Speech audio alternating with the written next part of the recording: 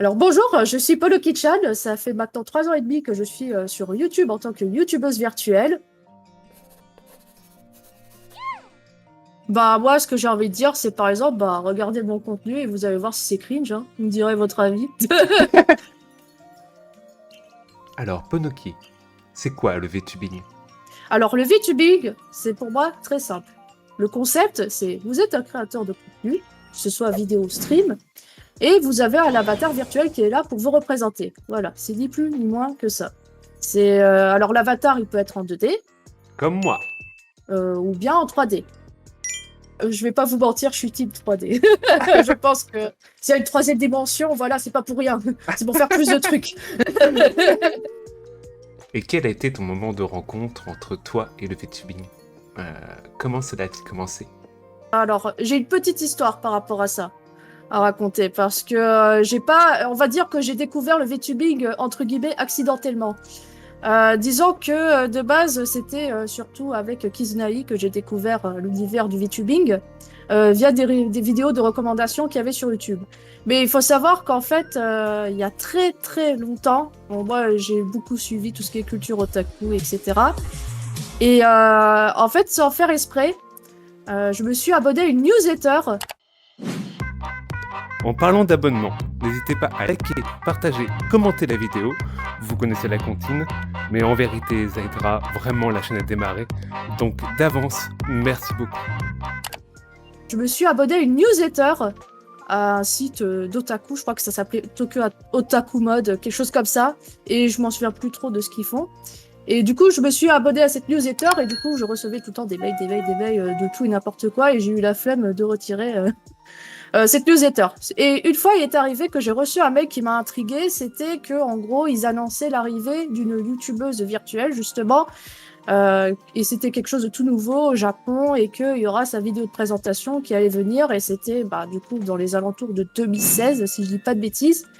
Et du coup bah, ça m'a intriguée et je suis allée voir ce que c'était et je voyais donc une vidéo voilà, full japonais d'une personne en 3D voilà, qui disait des choses que je comprenais pas parce que c'était du japonais. C'était incompréhensible. J'ai fait mais qu'est-ce que c'est que ce truc? En mode, c'est quoi? C'est un manga? C'est une nouvelle animation? C'est quoi? Du coup, j'ai laissé tomber. Je crois à peu près 2 ans plus tard, donc vers 2018, je suis donc tombée sur des recommandations de cette même youtubeuse. Et là, j'ai commencé à regarder, j'ai fait tiens, mais j'étais déjà vu de toi quelque part. Et c'est là où j'ai fait un petit peu ma petite recherche par rapport à ce que j'ai vu. Et c'est là où j'ai découvert du coup Kizunai, le VTubing, etc. Et c'est 1 an plus tard où je me suis décidée à me lancer dans l'univers du VTubing. Voilà, donc c'est vraiment totalement accidentel le truc. Et je me suis dit, tiens, c'est cool, pourquoi pas faire la même chose? Et c'est comme ça que je suis devenue VTubeuse. Enfin, c'est comme ça que j'ai connu le VTubing et que je le suis devenue. Et qu'est-ce qui t'a convaincu de devenir toi-même VTubeuse? Je réfléchissais à un moyen de faire du contenu YouTube sans montrer ma tête. Et après, en découvrant Kizunai et tout ça, on va dire que le côté technologique m'a plus donné envie de faire du YouTube parce que d'un côté, bah, le VTubing permet d'être anonyme, hein. Mais qu'en plus, il y a ce côté technologique qui m'intéresse beaucoup et c'est comme ça que du coup, bah, je me suis décidée à se lancer dessus. C'est vraiment les deux cas précis. Nous allons commencer la visite de ce salon. Allez, c'est parti! Dès l'arrivée, on a croisé des choses étranges, mais aussi ce petit robot assez spécial.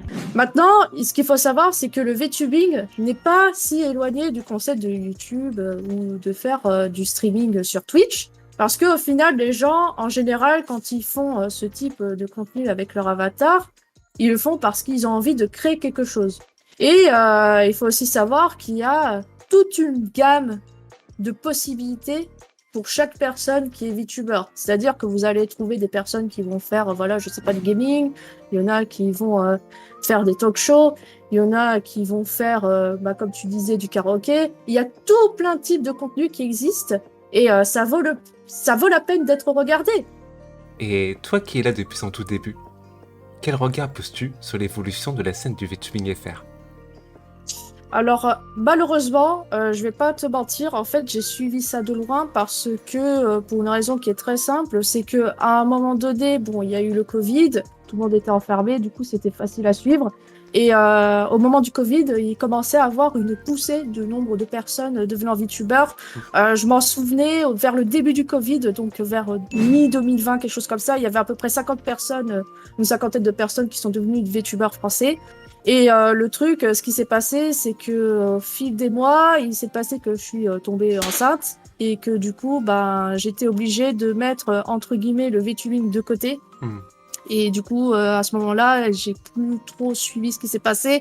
Et à mon retour, bah, j'ai vu qu'il y avait beaucoup de gens qui sont venus d'un coup comme ça. Et du coup, j'ai fait ah oui, quand même.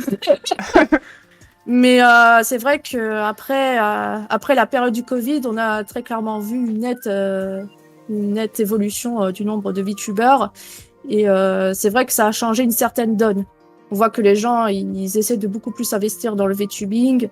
Que ce soit en activité ou peut-être en quelque chose de plus professionnel. Après, je connais pas les intentions de tout le monde, mais j'ai l'impression qu'il y a un peu de ça, que voilà, on essaie de vraiment de faire un truc très fort et très productif au niveau du VTubing. Maintenant, pour autant, pour moi, le VTubing français reste quand même assez de niche comparé au monde international ou encore au japonais, où vraiment c'est une institution. Le VTubing, c'est vraiment quelque chose où c'est ancré dans le marché. Au niveau social, tout le monde connaît, tout le monde le vit. Le VTubing, c'est un moyen de divertissement pour eux. C'est vraiment quelque chose qui est ancré dans l'entertainment nippon.